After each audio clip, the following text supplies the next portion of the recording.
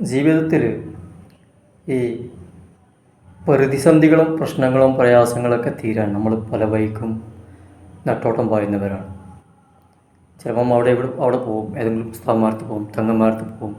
പോകണ്ട എന്നല്ല ഞാൻ പറയുന്നത്. എന്നാൽ പരിഹാരം നമ്മുടെ കയ്യിൽ തന്നെ ഉണ്ട്. പ്രവാചകൻ പഠിപ്പിച്ച പരിഹാരങ്ങൾ പലപ്പോഴും നമ്മളത് ചെയ്യാൻ തയ്യാറാവുന്നില്ല. പക്ഷെ എല്ലാം നമുക്ക് വേണം. തേൻ വേണം. ആ തേനീച്ചയുടെ ആ പ്രാണിയുടെ കുത്ത് ഏൽക്കാൻ നമ്മൾ തയ്യാറല്ല എന്ന് പറയുന്നത് പോലെ എന്താ അതിൻ്റെ പ്രതിവിധി? മഹാന്മാർ പഠിപ്പിക്കുന്ന കാണാം, നമ്മളിപ്പോൾ ചെയ്യുന്നതാണ്. എങ്കിലും ഒന്ന് ഓർമ്മപ്പെടുത്തുക എന്ന് മാത്രം. ചെയ്യാൻ നിങ്ങളും തയ്യാറാക്കുകയാണെങ്കിൽ ഫലം ഉറപ്പാണ്. ഒന്നുമല്ല, രാവിലെ സുബഹി നമസ്കാരം കഴിഞ്ഞാൽ യാസീൻ പതിവാക്കുക, വലിയ ബർക്കത്താണ്.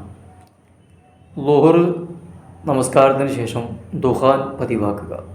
നമ്മളൊരു ബറാത്തിരാവ് വന്നാലാണ് പലപ്പോഴും ഓതാറ്. പക്ഷേ ളുഹർ എല്ലാ ദിവസവും ദുഹാൻ.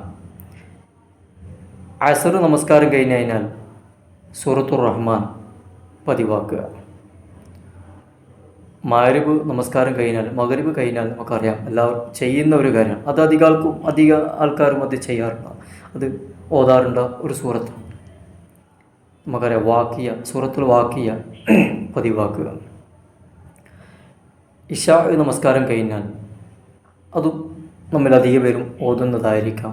എങ്കിലും പറയാണ്, ഇശാ നമസ്കാരം കഴിഞ്ഞാൽ സൂറത്തുൽ മുൽക്ക്, അതായത് തബാറകല്ലദീ ബിയദിഹിൽ മുൽക്കു എന്ന് തുടങ്ങുന്ന സൂറത്ത്. ഇത്തരം വിഷയങ്ങൾ ജീവിതത്തിൽ പതിവാക്കി കഴിഞ്ഞാൽ നമ്മുടെ പ്രശ്നങ്ങൾക്ക്, പ്രയാസങ്ങൾക്ക് പരിഹാരമാണ് എന്നത് ഞാൻ പറയുന്നതല്ല. പൂർവസൂരികളായ നമുക്ക് മുൻകഴിഞ്ഞു പോയ മുൻഗാമികൾ ചെയ്ത അവരുടെ ജീവിത അനുഭവങ്ങളാണ് ഇമാമിങ്ങൾ പറയുന്ന ഒരു വാക്കും കൂടിയാണ്.